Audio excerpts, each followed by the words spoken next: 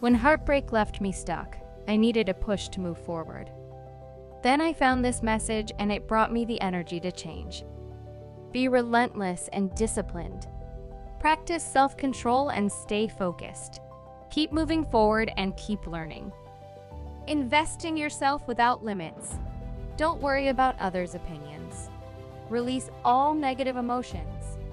Cut ties with those who don't matter. Embrace every opportunity that comes your way. Focus on education, career, wealth, and skills. Be clear about your goal to achieve. If you waste time lying in bed, watching videos and eating snacks, not learning, exercising, or reflecting, you are setting yourself up for failure. Let your goals drive your growth. Do what you've never done to grow.